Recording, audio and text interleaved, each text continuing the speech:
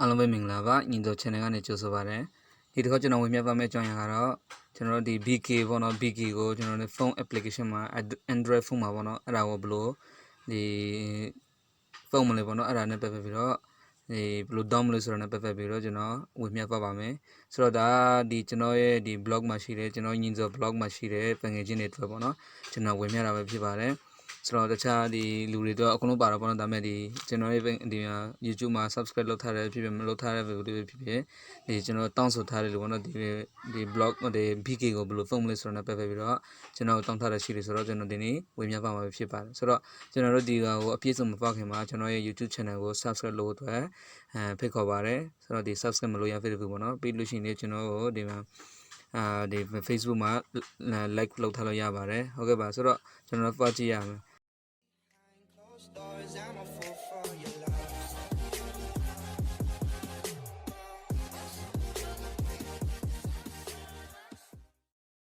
ပထမဆုံးเนี่ยကျွန်တော်ဒီမှာ Google ရှိတော့ဗောနော်ဒီမှာ Google ဆိုတာရှိတယ်ဒီ Google ကိုကျွန်တော်ဝင်ရအောင်ဗောနော် Google ဝင်ပြီးတော့ဒီမှာ Chrome ရှိတယ်ပုံမှန် Google ဗောနော်ဒီနှစ်ခုမှတစ်ခုဝင်လေကျွန်တော် Chrome နဲ့ဖောက်လိုက်မယ်ဒီမှာ Google ကိုဖောက်လိုက်ဗောနော် Google ကိုဖောက်မယ် Google ကိုဖောက်ပြီးတော့ကျွန်တော်ဒီမှာဒီစာ MG ဒီ Monzi ဗောနော် Monzin app ဆိုတာရှိပါတယ် Monzin app ကိုကျွန်တော်နှိပ်လိုက်ပါနှိပ်ပြီးလို့ရှိရင်ဒီနားမှာ Monzin app ဆိုတာထွက်လာပါတယ်ထွက်လာပြီးတော့ဒီဟာကိုပြန်နှိပ်လိုက်ပါနှိပ်လိုက်လို့ရှိရင်ဒီနားမှာပေါ့နော်ဒီကျွန်တော်တို့အခုဒီမှာအခုအလုံးလုံးနေဆိုတော့ဒါပြရတဲ့ကျွန်တော်တို့ကဒီမှာဒီရှာကြည့်တော့ဒီမှာ Messenger ရှိ Facebook ရှိတခြားဟာတွေရှိတယ်ပေါ့နော်ဆိုတော့ဒါကိုထားလိုက်ပါပြီးတော့ဒီမှာဒီဟာကိုနှိပ်လိုက်ပါဒီ accept phone set ရှိတယ်ဒီ accept phone set ရှိပြီးတော့ဒီအောက်မှာပေါ့နော် enter search here ကိုဒီဟာနှိပ်ပေါ့နော်နေရာနှိပ်ပြီးတော့ကျွန်တော်က BK ဆိုတာနှိပ်လိုက်ပေါ့โอเคဒါ BK ကိုနှိပ်လိုက်ပါ BK ကိုနှိပ်ရင်ကျွန်တော်ကဒီဟာကိုနှိပ်လိုက်ပါပြန်ရှာတော့ပေါ့နော်โอเคဆိုတော့ BK ကိုနှိပ်လိုက်ရင်ဒီမှာထွက်လာပါလိမ့်မယ် BK ဆိုအဓိကတော့ဒီ September 10 ရက်နေ့မှာတင်ထားတဲ့ခုရှိတယ်ပြီးရင် November 1 ရက်မှာဆိုတော့ဒီနောက်ဆုံးတင်ထားတာကိုကျွန်တော်ကြည့်အောင်ပေါ့နော်โอเคဒီ November 1 ရက်နေ့ကိုကျွန်တော်နှိပ်လိုက်ပါမယ် download နှိပ်လိုက်ပါနော် download ကျွန်တော်နှိပ်လိုက်မယ် download နှိပ်လိုက်လို့ရှိရင်ဒီနေရာမှာအောက်ကို oxide switch ကြပါနော် oxide switch ရလို့ရှိရင်ဒီနေရာမှာရှိတယ်XAPK download เนาะ XAPK download Google Play မှာ APK download ပေါ့เนาะဒီနေရာမှာတော့ကျွန်တော်ပြောချင်တာကြတော့ဒီ Google Play ကိုကျွန်တော်တို့ဖောက်လိုက်လို့ရှိရင်တချို့နေရာတွေမှာပေါ့နော်တချို့နေရာဆိုတချို့နိုင်ငံတွေမှာကျွန်တော်တို့ BK ဖုန်းခွင့်မရဘူးပေါ့နော် BK ရတယ်ဒါပေမဲ့ကျွန်တော်တို့ကဒီ desktop ပေါ့နော် desktop ဆိုတာဒီ PC တွေမှာကျွန်တော်တို့ဖုန်းလို့ရတယ် PC တွေမှာဖုန်းလို့ရတယ်ပေါ့နော်ဒါပေမဲ့ကျွန်တော်ဒီဖုန်းမှာ Google Play Store မှာ Google Play Store မှာပါရင်ဒီလိုမျိုးပြရတယ်เนาะ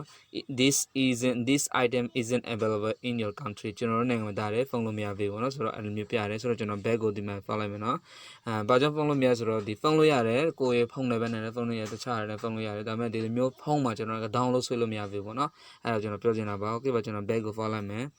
ဖောက်ပြီးလို့ရှိရင်ဒီမှာကျွန်တော်ဒါဘာကိုနှိပ်မလဲဆိုတော့ဒီဟာကိုXAPK download ကျွန်တော်နှိပ်လိုက်မယ်เนาะ XAPK ကို download နှိပ်လိုက်မယ် AB နှိပ်ပြလိုက်လို့ရှိရင်ဒီနေရာမှာ XAPK installer rush words installer ဆိုတော့ရှိတယ်ပေါ့နော်ဒီမှာအောက်ချဆွေးကြမယ်ပြီးလို့ရှိရင်ကျွန်တော်ဘာကိုနှိပ်ရမလဲဆို APK download ကိုကျွန်တော်ပြန်နှိပ်ရမယ် APK download နှိပ်ရမယ်เนาะနှိပ်ပြီးလို့ရှိရင်ဒီမှာ XAPK download မှာ download ဆိုမှဒီဆိုတော့ဒီ XAPK installer rush word ပေါ့နော်ဒီဟာကိုကျွန်တော်ကဒီဟာကိုနှိပ်လိုက်မယ်เนาะ okay ဒါနှိပ်လိုက်ဆိုတော့ full ကဒီမှာတောက်နေပြီပေါ့နော်ပြီးလို့ရှိရင်ဒီမှာဒီပါထည့်မယ်ဆိုတော့ဒီဘာပြောရဲဆိုတော့ဒီမှာ do you want to keep ပေါ့နော်ဒီတစ်ခါကြိုက်ကိုဖုန်းကဒီခွင့်ပြုရအောင်ပေါ့နော်ဒီ allow လုပ်ရမယ်ဆိုတော့ဒါကြောင့် okay နှိပ်လိုက်ပါ okay နှိပ်ပြီးလို့ရှိရင်ဒီမှာဟိုကဒီ install open လုပ်လိုက်ပြီเนาะ install ဆိုတော့ဒီဟာကို open လုပ်လိုက်မယ် okay open လုပ်ပြီဆိုတော့ဒီမှာနှစ်ခုရှိတော့ package installer ရှိမယ်ဒီ AV player ရှိမယ်ဆိုတော့ကျွန်တော်ဒီ package installer ကိုကျွန်တော်နှိပ်လိုက်မယ်เนาะpackage installer နှိပ်ပြီဆိုတော့ဒီမှာမေးတယ် do you want ဒီဟာ install လုပ်ချင်လားပေါ့နော် install လုပ်ချင်လားဆိုတော့ဒီမှာ install ကျွန်တော်နှိပ်လိုက်မယ် okay ပြီးဆိုတော့ဒီမှာကျွန်တော်ပြီးပါပြီဆိုတော့ကျွန်တော် open ကိုနှိပ်လိုက်နော် okay open နှိပ်လိုက်တယ် open နှိပ်လို့ဆိုတော့ဒီမှာကျွန်တော်က allow လုပ်ရအောင်ပေါ့နော် okay ဆိုတော့ဒီညမှာကျွန်တော်အခုတင်တာခဏခောက်ထားလိုက်မယ်ကျွန်တော် desktop တွေကိုယ့်ရဲ့ desktop ခဏ follow လိုက်မယ်နော်ဆိုတော့ဒီဟာကို follow ကြည့်လိုက်မယ်ခဏ follow လိုက်ပြီးရင်ဒီမှာကျွန်တော်ရှာကြည့်လိုက်မယ်ရှာကြည့်ပြီးဒီမှာပေါ်လာပြီနော် XAPK install ဆိုတော့ကျွန်တော်ပေါ်လာပြီအဲ့လိုပေါ်ပြီးမှပြီးလို့ရှိရင်ကျွန်တော်ဒီဟာကိုပြန် follow လိုက်မယ် okay ဒါကို follow ပြီးရင်ကျွန်တော်ဗာနှိပ်ရမလဲဆိုတော့အခုဒီမှာ fish ရှိတယ်ပေါ့နော်ဒီ BK တွေဖုန်းခုတူပေါ်နေတယ်တော့ XAPK download တဲ့ installer လေးပေါ်တယ်ပေါ့ဆိုတော့ကျွန်တော်ပထမဆုံးဒီမှာ size နေတဲ့ဟာကိုပေါ့နော်ဒီမှာဒီအလေလက်ကိုပေါ့ကျွန်တော်ဒီ BK လက်ဒီ ဒုတိယမြောက်ကျွန်တော်နှိပ်လိုက်ပါတော့ဒုတိယမြောက်ကျွန်တော်နှိပ်လိုက်မယ်โอเคဒီဒုတိယမြောက်ကျွန်တော်နှိပ်လိုက်ပါတော့โอเคကျွန်တော်နှိပ်လိုက်ပြီနောက်လည်းဆိုတော့ extract နဲ့ extract တဲ့ file ကိုဖွင့်နေတယ်ပေါ့နော် file ကိုဖွင့်နေတယ်โอเคဒါကျွန်တော်ပြီးပါပြီဆိုတော့ဒီမှာ setting ကိုကျွန်တော်ပြောရမှာနော် setting ကိုဆိုတာကျွန်တော်တခါတလေမှာကျွန်တော်တို့ဖုန်းတွေကပေါ့နော်မ feed တဲ့ဒီ application တွေကိုလက်မခံဘူးလက်မခံတော့ကျွန်တော်ဘာလို့လဲဆိုတော့ allow လုပ်ပေးရတယ်ဖုန်းတွေကပိတ်ထားတယ်ပေါ့ဘာကြောင့်ဖုန်းတွေပိတ်ထားတယ်ဆိုတော့ဒီမျိုး virus တွေဝင်လာမယ်တခြားမလိုအပ်တဲ့ကိုယ့်ရဲ့ဖုန်းတွေကိုပေါ့နော်ဒီပျက်စီးနိုင်တဲ့မျိုးတခါတလေမှာကျွန်တော်ပိတ်ထားတယ်ကိုတကယ်လို့ကိုကဒီ application ဟာအဆင်မပြေတယ်နော်ဒီ application ဟာ virus မဟုတ်ဘူးတခြား NDA မရှိဘူးဆိုတော့ကျွန်တော်က install လုပ်တယ် allow လုပ်ပေးတာပေါ့နော်โอเคဒါကိုကျွန်တော် back တော့နှိပ်လိုက်မယ်နှိပ်ပြီးလို့ရှိရင်ဒီမှာခုနဒီ install ပြန်နှိပ်တယ်ပေါ့နော် install ပြန်ဒီမှာ installing ပြန်နှိပ်တယ် okay ဆိုတော့အခုဒီ VK application ကိုကျွန်တော် install လုပ်ပြီးဆိုတော့ကျွန်တော် open ကိုနှိပ်လိုက်မယ်နော် open ဟုတ်ကဲ့ပါဒီမှာပွင့်လာပြီနော် VK ဆိုတော့ပွင့်လာပြီOkay, big ပွင့်လာပြီဆိုတော့ဒီနေရာမှာကျွန်တော်ဒီရှင်းပြတဲ့နည်းနည်းရှိတယ်ပေါ့နော်။ဘာကြောင့်ရှိလဲဆိုတော့ဒီမှာတချို့ရှိတယ် sign up လုပ်ရမယ်။ ဖုန်းမဟုတ်ဒီမှာ sign up ကလုပ်တဲ့အချိန်မှာကျွန်တော်ဖုန်းနံပါတ်တွေတောင်းလာလိမ့်မယ်။နောက်ကိုယ့်ရဲ့ဖုန်းနံပါတ်တောင်းတဲ့အချိန်မှာတချို့ဖုန်းတွေကြတော့ကျွန်တော်ဖုန်းနံပါတ်ရှိတယ် register မလုပ်ထားတဲ့ဖုန်းတွေကိုယ်ပိုင်ကိုနာမည်နဲ့လောက်ထားတဲ့မောက်ဆိုရင်တော့မရဘူးပေါ့နော်။ဒီဘာဖြစ်လို့လဲဆိုတော့တစ်ခါတလေမှာကိုယ့်ရဲ့ဖုန်းနံပါတ်တွေကတခြားသူရဲ့ဒီကုတ်တွေတခြားသူကတခြားနေရာမှာဖုန်းပေးထားတာရှိတယ်။ဆိုတော့じゃဘာကြောင့်ဆိုတော့ဒီကိုဖုန်းအနေနဲ့ကိုက register မလုပ်ထားဘူးဆိုရင်အဲ့လိုမျိုးပြမယ်။မဆိုပါစို့ကျွန်တော်အခုဒီ login ဒီ with Facebook ကိုကျွန်တော်မပါဘဲနဲ့เนาะဒီမှာမပါဘဲနဲ့ဒါကို okay ဒါကိုမပါဘဲနဲ့ကျွန်တော်ဒီ login with Facebook မပါတော့ဘူးเนาะမပါဘဲနဲ့တခြားနေရာပြောင်းဘာလို့တို့ဘာပြတယ်ဆိုတော့ဆိုတော့ဒီမှာ sign up ကိုကျွန်တော်နှိပ်ကြည့်မယ်เนาะ sign up နှိပ်ကြည့်မယ်ဆိုတော့ဒီမှာဖုန်းနံပါတ်တောင်းတယ်ကိုယ်နံပါတ်ဖုန်းနံပါတ်ကျွန်တော်ထည့်မယ်ဟုတ်ကဲ့ဆိုတော့ဒီနေရာမှာဖုန်းနံပါတ်ထည့်လိုက်ပါเนาะဖုန်းနံပါတ်ထည့်တော့ကျွန်တော် next ကိုနှိပ်ကြည့်မယ်เนาะ next ကိုနှိပ်မယ်နှိပ်တော့ဒီမှာကုတ်နံပါတ်တွေမကြလာဘူးเนาะ confirm phone number ဒီ confirm number we send and message ပေါ့နော်ကုတ်ဒီမှာဒီမှာကုတ်နံပါတ်မကြဘာပြလဲဆိုတော့ error เนาะ error မကြဘူး limit out verification reach for phone number ဆိုတော့ဒီဖုန်းနံပါတ် verification လုပ်တဲ့နေရာမှာဒီဖုန်းနံပါတ်ကိုဖုန်းတဲ့နေရာမှာဒီအဆင်မပြေတော့ဘူးဆိုတာပြီးသွားပြီပေါ့နော်ပြောစား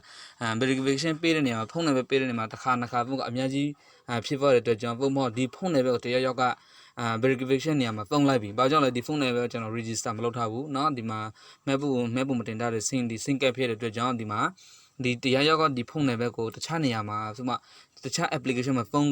လိမ့်မယ်ပေါ့နော်ဖုန်းဖြောင်းကောင်းဖုန်းလိမ့်မယ်ပြီးတော့ဖုန်းလိုက်ပြီပေါ့အဲ့ဒါကြောင့်ဒီ error တက်တာเนาะအဲ့ဒါဆိုတော့ okay ဒါကျွန်တော် okay နှိပ်လိုက်မယ်ဒါဘယ်လိုမှကျွန်တော်ဒီကုန်းနံပါတ်မရနိုင်ဘူးတရားကို okay ဆိုတော့ကျွန်တော် okay နှိပ်လိုက်မယ်ပြီးရင်ကျွန်တော်ကဒါ back ကိုပြန်ပေါ်လိုက်မယ် back ကိုပေါ်ပဲကျွန်တော် login with Facebook မှာ login Facebook ကျွန်တော်နှိပ်လိုက်မယ် okay ဆိုတော့ဒီမှာနေရာမှာမေးတယ် BK will receive ပေါ့နော်ဒီမှာ continue ကိုကျွန်တော်နှိပ်ရမယ်နော် continue ကိုကျွန်တော်နှိပ်ရမယ် okay ဆိုတော့ဒီဟာကိုကျွန်တော်နှိပ်ရမယ်နော်ဒါကိုနှိပ်မယ်ဘာကြောင့်လဲဆိုတော့ allow လုပ်မှကျွန်တော်ဖုန်းရမယ်တကယ်လို့အဲ့ဒီပေါ်တဲ့နေရာကိုကျွန်တော်က allow မလုပ်လိုက်ရင်ဒါတယောက်ကလာပြီးတော့ဖုန်းတွေထင်ပြီးတော့သူက account တွေပြဿနာရှိနိုင်တယ်နော်ကိုယ့်ရဲ့ account တွေပြဿနာရှိနိုင်တယ် okay save လုပ်လိုက်ပြီဆိုတော့ဒီမှာ back ကိုပြန်တော့ကြည့်လိုက်မယ် Facebook ရောက်ပါတယ် Facebook ရောက်ပါတော့ဒီမှာ you login into BK account နဲ့ BK account ဝင်ထားရရှိတယ်เนาะဆိုတော့ဒီဟာကို not you can remove တကယ်လို့ကိုမဟုတ်ဘူးဆိုရင်တခြားလူဆိုရင်တော့ဒါ remove လုပ်လိုက်ပါတော့ကိုဆိုရင်တော့လက်ခံရအောင်ပါเนาะ okay ဒါမှဒီမှာ ID ဘယ်သူက remove app ကိုလုပ်လို့ရတယ်တကယ်လို့ဒီဟာ ID ကမဟုတ်ဘူးဆိုရင်เนาะ okay ဆိုတော့ဒါကတခုပါနောက်ဆိုရင်ကျွန်တော်ဒီဟာကိုနှိပ်မယ်နှိပ်ပြီးဆိုတော့အခု login လုပ်မယ်เนาะ already have an account တော့ရှိပါပြီเนาะ login လုပ်မယ် login လုပ်တော့မယ်ဆိုရင်တော့ဗာနဲ့လုပ်ရမယ်ဆိုတော့ကိုကခုနဝင်ထားတာဗာလဲ Facebook နဲ့ဝင်ထားတယ်เนาะFacebook နဲ့ဝင်ထားတယ်ဆိုတော့ကျွန်တော်ကဒီမှာ login with Facebook ကိုကျွန်တော်နှိပ်လိုက်မယ်เนาะကျွန်တော် login Facebook နဲ့ဝင်ထားတယ်ဆိုတော့ okay ဆိုတော့ဒီမှာပြင်လာပါပြီ loading လုပ်လာပြီ loading လုပ်ဆိုဒီမှာလေပဲနေပြီเนาะ okay ဒါ BK ဝင်တာပေါ့ okay ဆိုတော့ဒီမှာဖုန်းနဲ့ပဲပြင်တောင်းလာပြီเนาะဖုန်းနဲ့တောင်းရင်ဖုန်းနဲ့ပဲပြင်တောင်းမယ်ပြင်ရေးရအောင်ပေါ့เนาะကိုယ့်ရဲ့ဖုန်းနဲ့ပဲ okay ပြီးလို့ရှိရင်ဒါကို register လုပ်တဲ့ဖုန်းနဲ့ပဲထည့်ပြီးတော့ခုနဟာပြင်ရအောင်ပေါ့เนาะ okay ဖုန်းနဲ့ပဲထည့်လိုက်ပြီဆိုဒီမှာ next ကိုနှိပ်လိုက်ပေါ့ next ကိုနှိပ်ပြီးရင် we send a code ပေါ့เนาะ code နဲ့ပဲရောက်လာမယ်တဲ့ so you will receive an SMS within ဒီမှာ minute second ဖုန်းစီလောက်ပေါ့เนาะ second ဖုန်းစီမှာကကုန်းနံပါတ်တစ်ခုရောက်လာလိမ့်မယ်လေသူရဲ့ဒီ family ထားတဲ့ ဘာကြောင့်ဒီဖုန်းနဲ့ပဲကြတော့အဆင်မပြေဘူးခုနဒီလိုမျိုးကြားတယ်ဆိုတာကဒီဖုန်းနဲ့ပဲကနော် register မလုပ်ထားဘူးနော် register မလုပ်ထားဘူးပြီးလို့ရှိရင်ဒီဖုန်းနံပါတ်ရဲ့နံပါတ်နဲ့တခြားလူတွေကဖုန်းပြီးပါတယ်ဖြစ်ကုန်ပြီပေါ့နော်အဲ့ဒါကြောင့်မို့လို့ဒီ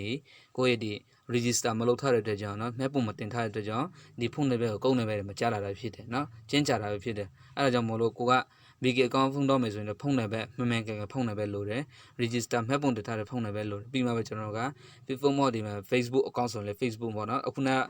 Facebook ဒီပိုင်ရှင်အရင်ပေါ့နော်ဒီတကယ်ဒီပိုင်ရှင်အမှန်အော်တခြားနာမည်နဲ့ဖွင့်ထားတာမဟုတ်ဘဲနဲ့ပေါ့နော်ပိုင်ရဗကနာမည်ဟိုနာမည်ဒီနာမည်နဲ့မဟုတ်ဘဲနဲ့ကိုပိုင်ကို Facebook account ကတခုဒီတခုတည်းနဲ့ပါဆိုရင်တော့အဆင်ပြေမှာပေါ့တကယ်တခြား Facebook account နဲ့ဖုန်းမယ်ဟို account နဲ့ဖုန်းမယ်ဒီ account နဲ့ဖုန်းမယ်ပေါ့နော်ဒီကိုပိုင် account မဟုတ်ဆိုရင်ကျွန်တော်တို့ဒီမျိုးကုတ်တွေမကြားလာဘူးဖြစ်မယ်ပြီးလို့ရှိရင်တခြားဒီဖွင့်တဲ့နေရာမှာအခက်အခဲတွေဖြစ်ရင်ပေါ့နော်ဆိုတော့တကယ်လို့ကိုက